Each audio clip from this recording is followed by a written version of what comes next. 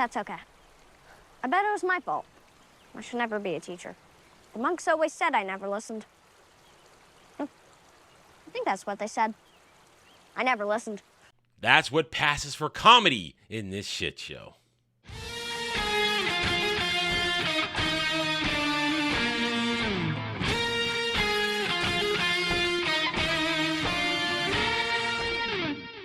Howdy all, I'm Adam the Renaissance Nerd, and as promised, I'm continuing with this abomination, Avatar live action, episode 3, Omashu. I was told that this is where this show really goes off the rails, and oh boy, does it! This is what's going on in this abomination of an episode.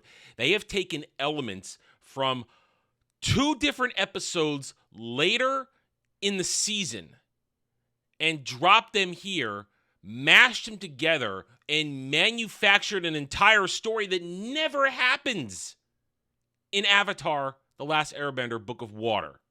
But Adam, it's an adaptation. They have to change things. No, they didn't have to do this.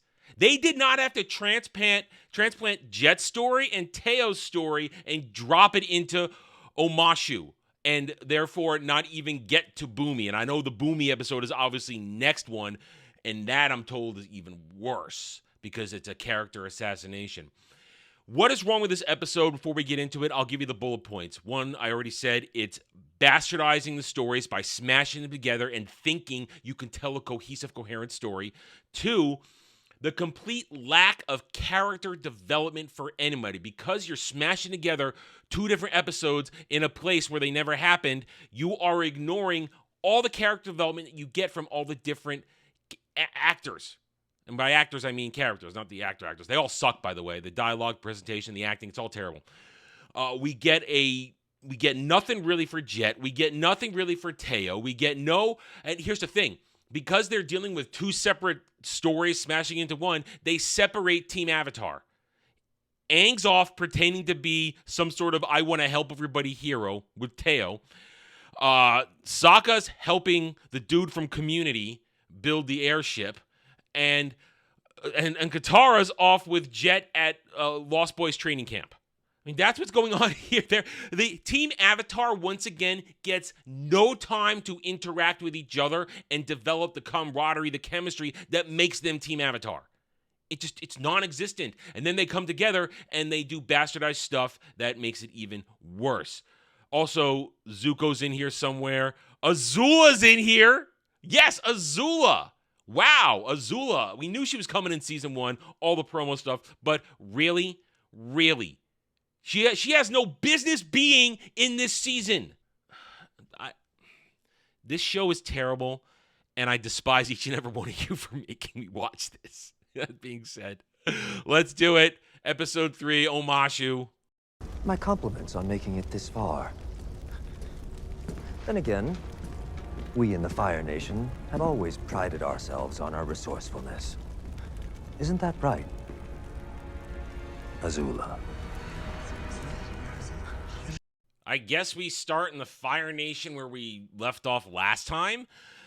We get Kevin from Supernatural leading resistance fighters in the Fire Nation. Long story short, Azula has infiltrated. She leads them into a trap back at Fire Lord Ozai hometown place. And what happens is Ozai comes out. He's going to talk all evil and bad about, oh, don't you like that I'm conquering the world for you? No, you've hurt all of us. We've lost so much. Don't you talk to me about loss, whatever the hell that means. Then Azula betrays them, and he does this weird thing where he doesn't actually bend to summon fire. He just waves his hand like the Force, and they're all consumed in fire, and they're all dead. That's pretty much it. And Azula looks on going, they're burning to death. We get Ozai handing Azula a letter saying, guess what? Your brother found the Avatar. He did the impossible. They're setting up what looks like to be some sort of thing where Ozai is pitting his children against each other, which is not what Ozai did. Ozai despised Zuko because there was too much of his mother in him, and he doted on Azula, made her the favorite. He didn't do anything to manipulate her. He didn't need to. She was evil, and he loved it. Azula now, here, I'm gonna get Azula's shit out of the way because it's disconnected from basically the rest of the story for the most part. Azula is now annoyed that Zuko has found the Avatar and feels like he's going to take my place. I'm supposed to be the most important one. We later on in the episode, we're going to cut to her, Ty Lee, and Ma. Yes, we're introducing the entire team Azula now instead of next season when they should be introduced. So there's Team Azula. They all look horribly miscast to me, and their acting is all terrible. They are all talking about, what are we going to do about Zuko? What are we going to do about Zuko? Oh, I'm gonna play Game of Thrones is basically what Azula says. I'm going to go all Game of Thrones, and I'm going to manipulate things. She ends up sending a letter to, what's his name? Shit, I just forgot it. I totally just forgot his name. It's gone out of my head, and I'm not going to edit this to pretend that I knew it. Totally forgot the name of the commander that shouldn't be working with Zuko because Zuko beat his ass in the actual show. But no, they're working together. She's going to tell him to report to her so that she can get the upper hand of Zuko. That's it. That's all we get from Azula in this. It's really retarded. Meanwhile, let's get back to Omashu, or the lead up to Omashu. Remember how wrong it is that Katara was given a waterbending scroll by her grandmother in this whole thing, where, in fact, episodes after Omashu is when she finds the waterbending scroll and starts to practice, and Aang starts to practice with her and show off that he's better. And it's supposed to be a whole thing where Katara has to come to grips that she has to actually train for waterbending while it comes naturally to Aang. That's a whole thing that they're not going to do, because she's a passive-aggressive whammons that is not being properly developed. None of them are being properly developed, because while she's busy trying to get it done, here comes little Aang, who is now supposed to be some sort of great knowledge source of how bending works when one bending art style doesn't really work with the other ones, because you can't just tell somebody how to bend if you don't know how to bend their thing. That really came out weird, but I'm going to keep going on.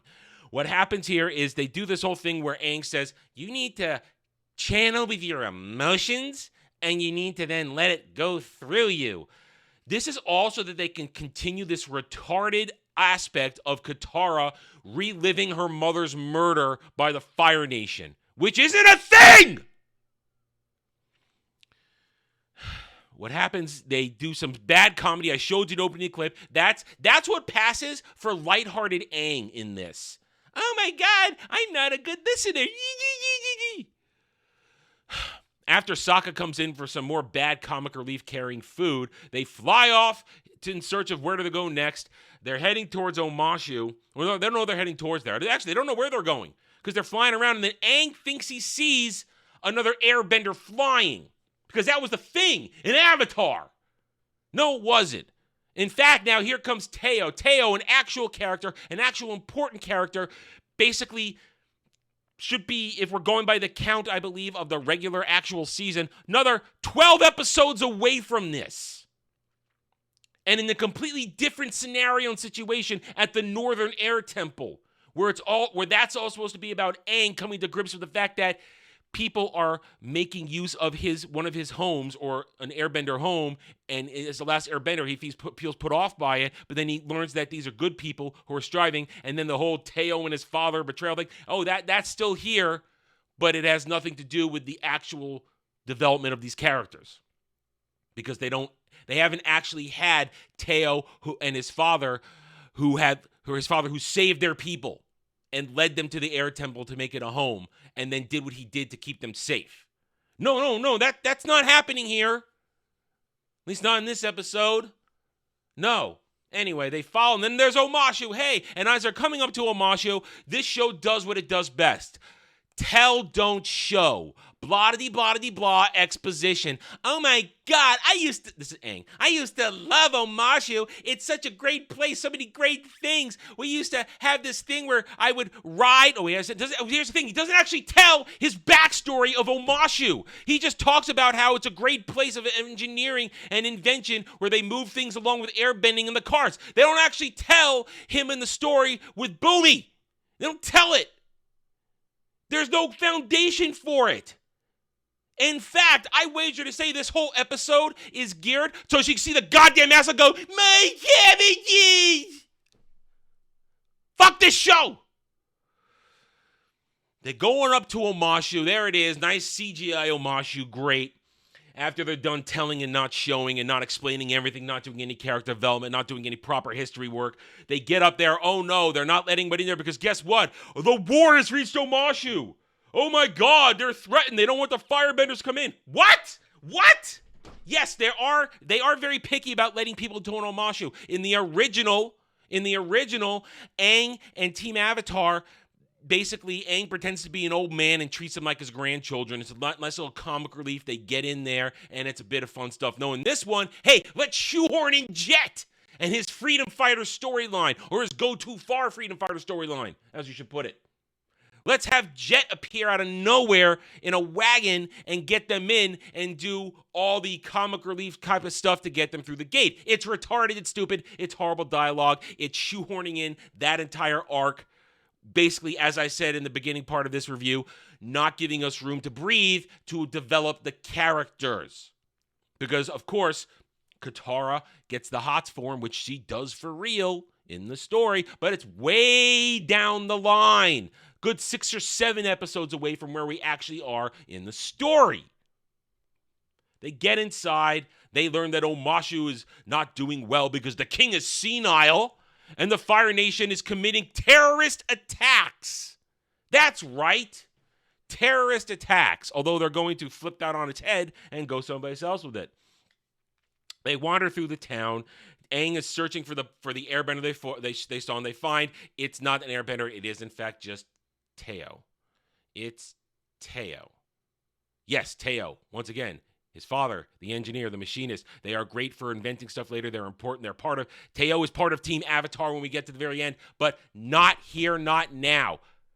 They just make Teo some dude who worships an airbender in this one and wants to blow up Fire Nation. That's kind of it.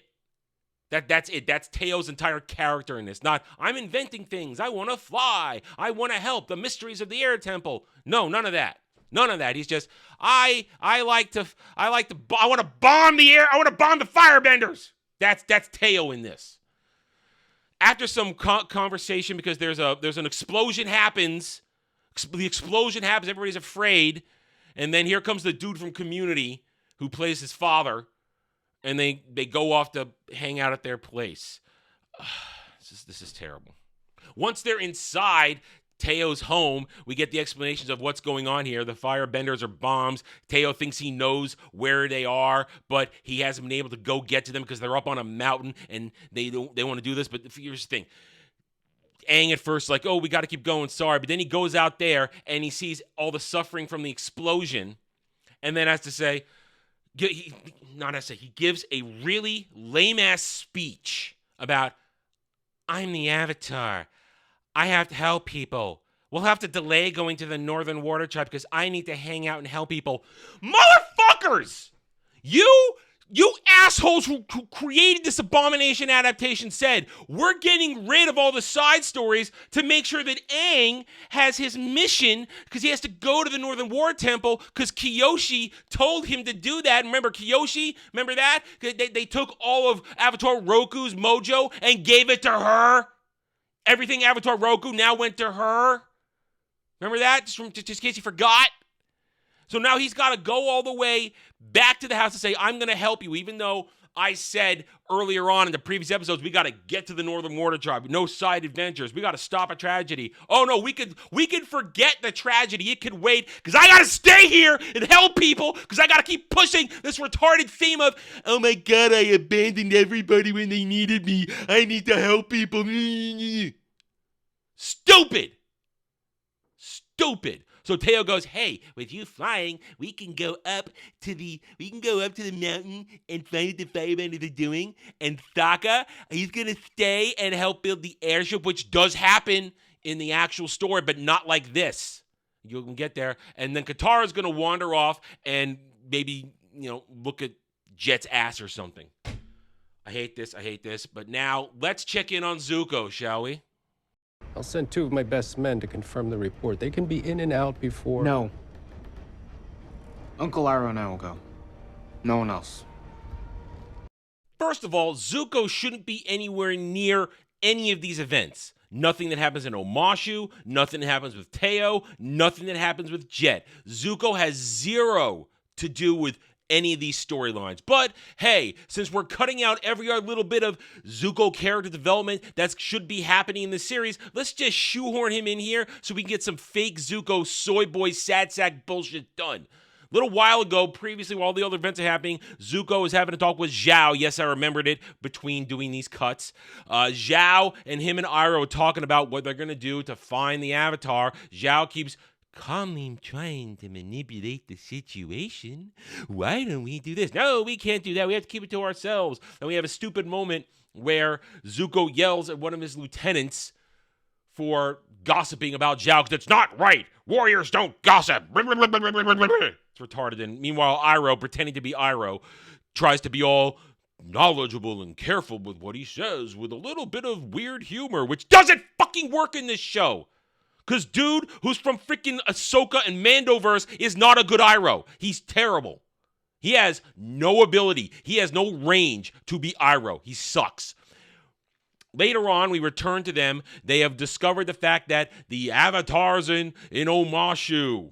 And Zhao wants to send his own dudes in there, but Zuko, of course, says, no, I'm going to go. I'm going to go into Omashu myself. And I'm going to take Uncle Iroh. Zhao's like, sure, fine, whatever. Okay, you go do that. Just be careful. So they're going to be heading to Omashu. We'll get back to that when we get there because it's also we can have more fake character development and a really stupid fight scene. Yes, horrible choreography returns. Meanwhile, back in Omashu, we now go our separate ways with Team Avatar. Katara is off on her own, trying to waterbend still. Do the water whip, trying to do it. She then sees dude from Community talking to what is obviously a Fire Nation spy. She's about to go chase after him when no, here comes Jet to stop her and tell her there's more that meets the eye. Don't worry, he's a traitor. A guy from dude from Community, Tails' father's a traitor, which is true. He did betray his people, but not Omashu. Having him be a traitor for just him and Teo makes zero goddamn sense. Without protecting his village, protecting his tribe. Makes no sense. We'll see if they can follow through next episode. Meanwhile, Jet says, hey, let's not follow him. He's harmless. Let's go follow the dude he handed information to. So they're going to go off and chase him. All right, I'm going to quickly do all their little parts in each section because it's really bad editing, hopping back and forth to different conversations. Jet and Katara go after Fire Nation dude who thinks he's led them into a trap, and in fact, no, Jet has led him into a trap. And all Jet's dudes, you got what is it? Pipsqueak, Duke, Longshot, his crew show up. There's a really bad choreographed fight, and then he's going to take Katara back to Lost Boys training camp. While they're there, they're going to have this great conversation about Jet's past. Which fine, you get that right, you tell his past, but then they have to, as I said before, shoehorn in Katara's trauma over her mother's death. Because that has to be a thing somehow in this stupid show. We have to have her constantly sad, how she needs to draw on that emotion to do her water whip. And she's going to master it. Because of that, thanks to Jet talking to her about her goddamn emotions. Then they're going to head off, and she's going to run off back to town because she needs to tell Aang and Sokka that dude from Community is the one who's causing the bombings with the Fire Nation. All right, Aang and Teo have meanwhile They have flown off to the mountain to find out what the Fire Nation's up to up there. They get up there, and after some conversations in a tunnel about how Teo's going, my dad from Community, he's really great. He got me here. He makes cool things. And now with you here, we can bomb the shit out of the Fire Nation. We can do it. It's going to be awesome. And Aang, of course, is going, I guess I don't know. Aang, who has zero character work at all here. Just nodding along like a moron. They eventually reach a chamber in the cave, and they find the blasting gel. Teo finds blasting gel. Blasting gel from Jet's storyline. That is from Jet's storyline in the actual show, which he uses to do nefarious things then. No, in this one, it turns out, because Aang finds a robe, that's one of Jet's robes, turns out that Jet is the one doing the bombs to blame it on the Fire Nation so that he can rile up people to go and fight the Fire Nation, fight the good fight. They were so awesome. Meanwhile, while they're doing all this, Sokka was talking with dude from Community about building shit. And we get a really stupid conversation about dude from Community telling Sokka, oh, well, your dad must be real proud that you're so good at this engineering stuff. And Sokka goes, no, my dad didn't really care about that stuff. He's busy being a warrior, and he's got support. And then dude from Community has to say, being an engineer is great because we need more engineers. Girls in STEM or some shit like that. And we get this whole thing where Sokka's dad doesn't appreciate him, which is a lie. Sokka's dad loves him and treats him. And Sokka's dream to be a warrior is real, not dream to be an engineer. In the actual episode where Teo's dad and real Sokka have this stuff, Sokka is real excited to build the airship, and it's just something fun. It has nothing to do with him having a bad relationship with his dad because his dad is a warrior and trying to tell Sokka a warrior is everything. None of that shit exists. Shoehorning in current day bullshit. Find your own truth. Find your own thing. You don't need your parents' approval to do what you want. That's what this is. Newsflash. Current day agenda shit. Katara and Aang arrive back at the same time. Aang says that Jet is the one responsible for the bombs. Katara says, no, it's dude from Community. They have a big fight. And then they have this really lame emotional fight between Sokka and Katara. This passes for character development and interaction between Katara and Sokka and Aang. Yelling and screaming at each other, don't treat me like a child and don't behave like a child, blah-de-blah-de-blah-de-blah. I checked on this timestamp, we are 38 minutes into the episode. And with the exception of the opening moments on their way to Omashu, which is about 5 minutes, and here we are now, Team Avatar has had zero time on screen together to continue to develop their camaraderie, their connections. They're not a family. Yet here we are, we're supposed to be invested in this shouting match between these two supposed siblings who have zero chemistry on screen as a family, and Aang is just standing there going, come on guys, stab it. It's just dumb. It's not Avatar: The Last Airbender. It's some weird CW drama shit where people who can't write for anything have literally pulled elements from different parts of the season, Book of Water, and mashed it together. That's what they've done. And it doesn't work because suddenly you've got these different storylines of what's happening and no idea what anybody's true feelings are outside of yelling. All they do is yell at each other. They say things at each other in this show. They don't actually have character dialogue. It's just saying things to announce what's going on the screen. One point earlier in the episode, when they first meet Teo, Katara uses waterbending to put out a fire, and Aang uses airbending to help put out the fire. And Teo actually goes, wow, you're a waterbender. Wow, you're an airbender. You just saw it. You don't need to say, wow, waterbending. Wow, airbending. Oh my God, let's go bomb the Fire Nation. This is retarded. This is D-level script writing and dialogue. It's not good. It gets worse. Katara runs off because she's convinced that Jet is a good guy, which is also a proper storyline from the Jet storyline where she thinks he and his freedom fighters are doing something great. Problem is, in the original storyline, there's a whole lot of Jet and Aang interaction. Aang feels betrayed that Jet wants to essentially, in the real one, blow up a dam and sacrifice innocents. In this one, Aang and Jet have had zero interaction. They have a fight in the original one. They don't have a fight here because what's going to happen is Katara's going to go over, tell Jet you have what's going on, and he's going to say basically you need to get out of here because what they've done is switch the suitcases that dude from Community is carrying to bring to Bumi and the generals of Omashu about his airship development, and he's willing to. It's got the blasting gel in it. So yes, Jet is continuing his proper storyline of sacrificing innocents to get the greater job done. Problem is, in the original, I believe the destruction of the dam in the original was going to wipe out Fire Nation troops. There are no Fire Nation troops here. He's simply going to blow people up to rile them up to anger.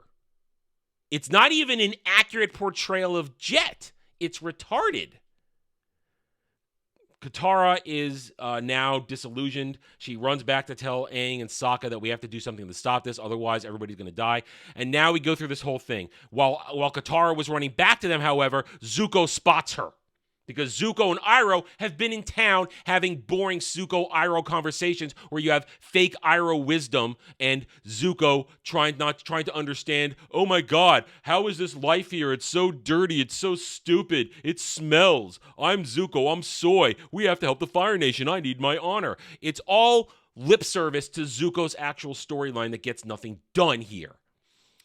Zuko chases down Katara, and while Katara and Sokka are going to go try and stop the bomb from going off, Aang says, I'm going to fight Zuko. Great. Aang and Zuko fight in Omashu at this point in time, where it doesn't happen because Zuko shouldn't even be there. Long story of a boring story short, they have a really bad choreographed fight where they do a lot of slow motion stops to kick, dodge, and knock down. They eventually get tied up in a bunch of freaking linens and fabrics, and they're tugging back and forth. It's retarded. It's terrible. To a point where Aang confronts him. Why are you chasing me? Why are you doing all this? Zuko, you're an enemy to the Fire Nation. I have to stop you. My honor. And Aang goes, that's it? That's all you do? You've been hunting me for 3 years? Zuko goes, how did you know that? Because remember, Aang stole his notebook, which never really existed in the first place. So then Zuko, who'd been told by Iroh, don't firebend, you're going to alert the earthbending army to your presence. Well, he firebends, said everything fire. Also, we can get my cabbages! They think that that's fan service. People going, oh my God, you got the original voice actor for Cabbages Man to say my cabbages are yours. Oh, it's so great. No, fuck Mr. Cabbage. I don't give a shit about my cabbages. I don't care. It's stupid. It's retarded. I gotta admit this. Hot take. It was retarded in the original show. It's retarded now. It's stupid. Anyway, we get back to Katara and Sokka trying to stop the bomb. Now they're riding the Earth carts. Remember the Earth carts? Oh no, you don't remember them because all they did was talk about them instead of getting the Aang Boomy flashback of how Boomy introduced Aang to riding the carts for fun. No fun in this episode. No cart riding around. None of that. They're just riding it now to jump around, to get around town quickly so they can get to the point where they can stop Longshot from firing the arrow to blow up the suitcase that would kill everybody, including Boomy and Dude from Community and Teo. All these characters who never meet are in one place. Katara conquers her PTSD over her mother's death and uses the emotion to do a water whip to put out the fire arrow. Longshot shoots. Everybody's saved. Boomy's guards take him away. Aang beats Zuko. Zuko runs away, but problem is Aang gets trapped by Earthbenders and episode over. I hate this show.